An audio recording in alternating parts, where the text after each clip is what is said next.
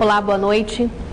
4 pessoas foram detidas e apresentadas pela polícia na manhã de hoje, suspeitas de envolvimento no assassinato de um empresário ocorrido em Manaus. No mês de abril, o crime aconteceu durante o encontro da vítima com uma menor de idade que havia sido aliciada para fazer programas sexuais. Os 4 suspeitos foram apresentados na Delegacia de Roubos, Furtos e Defraudações na capital na manhã desta quarta-feira. Leonardo Marinho de Araújo, de 22 anos, Nicolas dos Santos Lima, de 20, Jefferson Marques da Silva, de 18 e ainda esta adolescente de 17 anos. Segundo a polícia, Leonardo foi quem atirou na vítima. Tudo aconteceu durante o encontro da adolescente com um empresário da capital de 58 anos de idade. O objetivo dos suspeitos era roubar o empresário que tentou fugir e foi baleado. Ainda de acordo com as investigações, Nicolas agenciava mulheres para programas sexuais. Durante o trabalho investigativo, nós constatamos realmente que houve um latrocínio, que a menor teria planejado juntamente com o Leonardo e com o Nicolas a ação e que acabou desencadeando na morte do empresário. Jefferson Marques teve participação dando apoio ao crime. O caso ocorreu em abril deste ano, na zona oeste de Manaus. O empresário José Ronan de Paiva foi morto com um tiro nas costas. Durante a apresentação dos acusados, o delegado-geral da Polícia Civil do Amazonas anunciou novas medidas da polícia. Nosso intuito é que todos os crimes registrados em Manaus, nós iremos sim fazer uma força-tarefa no sentido de elucidar todos os crimes. E como tal, elucidamos mais um crime, um crime complexo, o qual teve essa elucidação no dia de hoje. O nosso objetivo é justamente pegar todas as especializadas e equipar com os melhores equipamentos, equipar também com pessoal, enfim, nós iremos dar uma ajuda, um tratamento diferenciado às especializadas. Na manhã desta quarta-feira, um mototaxista foi morto durante um assalto na zona norte da capital. O suspeito é um passageiro que ele transportava. O crime aconteceu na manhã desta quarta-feira, no conjunto João Paulo II, na zona norte de Manaus. O mototaxista Francisco Aguiar Filho, de 44 anos, estava fazendo uma corrida quando o passageiro que ele levava anunciou a intenção de roubar a motocicleta dele. Quando o assalto foi anunciado, Francisco reagiu e foi alvejado no peito. O assaltante fugiu do local, levando a moto da vítima. Esta senhora, que mora próximo ao local do crime, diz que os assaltos são rotineiros por aqui e teme pela insegurança. Não temos segurança de nada aqui. Polícia raramente passa na rua. O corpo de um adolescente de 16 anos que estava desaparecido foi encontrado esta manhã em um terreno localizado no Distrito Industrial 2, zona leste de Manaus. A vítima teria sido sequestrada em frente de casa no bairro Armando Mendes, que também fica na zona leste da capital. O adolescente foi encontrado morto com as mãos amarradas e o corpo estava na beira da pista. De acordo com a polícia, o menor foi morto com pelo menos 3 tiros no peito e também apresentava sinais de espancamento. O crime será investigado pela Delegacia Especializada em Homicídios e Sequestros. O esquema ilegal de liberação, venda de veículos e expedição da Carteira Nacional de Habilitação, a CNH, fez várias vítimas aqui no Amazonas. Um aplicativo gratuito para a troca de mensagens era utilizado pelos infratores para viabilizar a fraude, inclusive com perfil falso do diretor-presidente do Detran Amazonas. O golpe funciona assim. Com a foto do diretor-presidente do Detran Amazonas no perfil do WhatsApp, o infrator envia mensagem para pessoas que têm pendências no órgão. Nessa, por exemplo, a quadrilha diz que vende 3 carros e 3 motos e mais uma CNH na categoria AB por R$9.000. Eu estou aqui no Detran e me chegou um cidadão um dia dizendo: o senhor é o seu Leonel? Eu digo: sou. É que o senhor me mandou esse WhatsApp ontem, aqui é a sua fotografia, e eu paguei os R$9.000 que o senhor mandou, está aqui, depositei em 3 contas, e eu vim buscar os meus 3 carros, as minhas 2 motocicletas e a CNH que o senhor me prometeu. Está aqui o depósito feito na conta que o senhor mandou. Digo: olha, meu amigo, infelizmente o senhor é mais um que caiu nesse golpe. Nessa outra mensagem, uma suposta moto é vendida a R$2.000. O infrator pede total sigilo e diz ser um homem de família. Poucas pessoas denunciam porque sabem que estavam ali sendo coadjuvantes de um crime. Como esse cidadão que me procurou aqui, ele sabia que era errado. Ele sabia que aquilo ali era um golpe. que alguém estava lesado, que o Estado estava sendo lesado, mas mesmo assim ele participou. Por isso que muitos não vão à delegacia prestar esclarecimento ou fazer um boletim de ocorrência, porque temem também serem enquadrados, porque tem o corrupto e tem a pessoa que se deixa corromper. O Departamento Estadual de Trânsito do Amazonas afirma que ainda não tem o número exato de vítimas que caíram no golpe. O que nós estamos pedindo é que as pessoas não acreditem, se receberem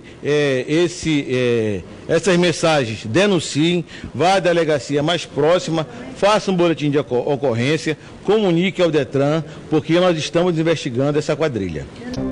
Uma audiência pública foi realizada na manhã de hoje no Tribunal Regional Eleitoral do Amazonas para definir as regras da propaganda eleitoral no rádio e na TV para a eleição suplementar no estado.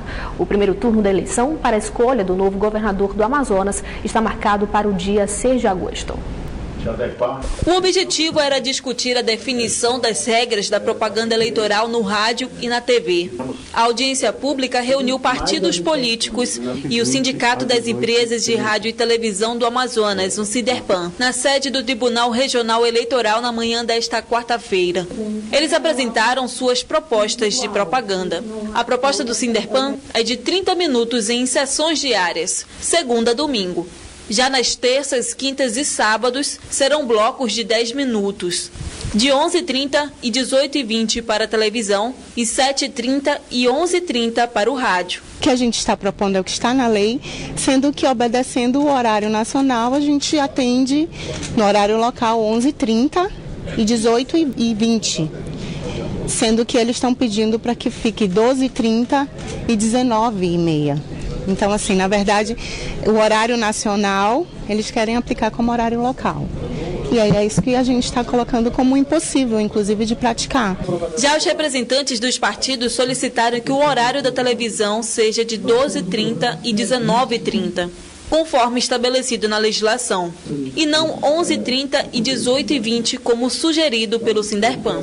O desembargador Iedo Simões, presidente do TRE, diz que as propostas vão ser consideradas e avaliadas para que todos entrem em consenso, mas os membros da Corte Eleitoral deverão definir a questão. Elas não têm muita divergência em termos das duas propostas, uma complementa a outra, mas naturalmente que o relator irá observar as duas, nós vamos levar ao conhecimento dele o que foi discutido nessa audiência pública. Dia 10 de julho começa na televisão e no rádio. A partir do dia 20 de junho já é autorizada a propaganda eleitoral como um todo. No dia 22 de junho deverá ser apresentado o plano de mídia definido. No Dia Mundial do Doador de Sangue, comemorado nesta quarta-feira, campanhas procuram incentivar o gesto que salva vidas. Aqui na capital foi lançada a campanha Amor à Vida, com o objetivo de chamar a atenção da sociedade sobre a importância do ato para a sobrevida dos pacientes atendidos pelo Hemoan no estado. A Fundação de Hematologia e Hemoterapia do Amazonas ofereceu uma programação diferenciada para os doadores de sangue durante o lançamento da campanha Amor à Vida. Estamos comemorando hoje o Dia Mundial do Doador e estamos comemorando a campanha de Amor à Vida, que está sendo lançada pela instituição e toda a rede hospitalar, para reposição do estoque, porque devido às doenças hematológicas, e o Hemoan atender toda a rede pública e privada, ainda atender alguns municípios, nós precisamos ter, no mínimo, diariamente, 250 doadores. Aproximadamente 100 pessoas estão envolvidas na ação. O objetivo é chamar a atenção da importância de ser um doador. Segundo o presidente da Fundação Hemoan, eles trabalham com estoque elevado de sangue para grandes eventualidades. Trabalhamos assim, com um estoque elevado, desde a Copa do Mundo, a Copa de Futebol. E, obviamente, para manter um estoque elevado, é preciso que as pessoas doem. Só para se ter uma ideia, a plaqueta é uma célula do sangue que ela vive 5 dias. E eu preciso ter um estoque elevado de plaquetas para atender. Então, você imagina nós mantermos um estoque com 5 dias de renovação desse estoque. Uma doação de sangue é capaz de salvar até 4 vidas. O autônomo Jonas Alencar é doador há alguns anos e hoje decidiu ajudar a vizinha. A minha avaliação do gesto de doar sangue hoje é pela uma vizinha minha, que ela está necessitando fazer uma cirurgia. E pediu que eu pudesse vir aqui hoje doar sangue e dar o nome dela lá na recepção. Mas mesmo aqueles que não têm uma pessoa certa para ajudar, tiram um tempinho para estender o braço para a vida. Não é sempre, eu acho que é a 4ª ou a 5ª vez que eu venho doar. Eu venho doar mais pela necessidade mesmo, né? Pela divulgação, que eu divulgo que estão necessitando de bolsas. E aí eu procuro sempre que posso vir colaborar, tentar fazer a minha parte. A dona de casa, a Fábia Cristina, com um sorriso no rosto, garante que doar sangue não dói. Não dói, é muito rápido. As pessoas que quiserem vir doar, podem vir doar porque não dói nada. A gente só vai ajudar a salvar mais vida. Então, é uma coisa que eu sempre faço. Vamos fazer, todo mundo. Vamos conferir agora a previsão do tempo para esta quinta-feira, feriado de Corpus Christi na capital e em alguns municípios do interior do estado. Em Manaus, a previsão é de sol entre nuvens. As temperaturas variam entre 25 e 32 graus. Em Borba, a previsão é de muitas nuvens, com chuva fraca, mínima de 25 e máxima de 32 graus. A mesma previsão para o município de Tabatinga, mínima de 23 e máxima não passa dos 29 graus. No município de Eirunepé, a previsão é de sol com poucas nuvens. As temperaturas variam entre 23 e 33 graus.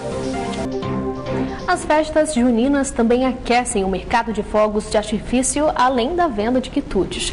Mas para que a brincadeira não termine de repente em tragédia, as normas para venda e uso de fogos precisam ser respeitadas e ter atenção redobrada com os produtos voltados para o público infantil. Nas tradicionais festas juninas, é claro que não pode faltar os fogos de artifícios. O Ricardo não perdeu tempo e foi logo comprar os foguetes e bombinhas para fazer a festa junina com a família. Todos os anos, alguma festinha que tem, a gente sempre comemora comprando fogos. Marcos, que é dono dessa loja, espera que as vendas deste ano estejam melhores em relação a 2016. A expectativa é de vender 10% a mais em 2017. Tem um crescimento de menos de 10% acima do ano passado, que constantemente, conforme as tradições de festa junina, elas vêm caindo. O empresário diz ainda que é preciso muito cuidado ao manusear os produtos e até o uso dos estalinhos e bombinhas, que aparentam ser inofensivos para as crianças, é preciso de supervisão de adultos. Sempre comprar os fogos em casas especializadas devido ao armazenamento, à validade do produto e alguém para explicar, não é só comprar, tem que saber o que é para criança, o que é para adulto. A Justiça Federal condenou 3 líderes da facção Família do Norte, FDN, a mais de 39 anos de prisão e pagamento de multa de mais de R$800 mil cada um pelos crimes de organização criminosa e financiamento do tráfico de drogas. José Roberto Fernandes Barbosa, o Zé Roberto da Compensa, que exercia a liderança da facção, foi condenado a 48 anos e 5 meses de prisão, além do pagamento de multa. A ação penal foi movida pelo Ministério Público Federal no Amazonas em decorrência das investigações da Operação La Muralha, deflagrada em 2015. Na sentença, a Justiça manteve a prisão preventiva dos réus em presídio federal no regime disciplinar diferenciado por considerar um risco o possível retorno deles ao sistema penitenciário do Amazonas. O governador interino Davi Almeida anunciou esta tarde cortes em secretarias e investimentos para municípios do interior do estado.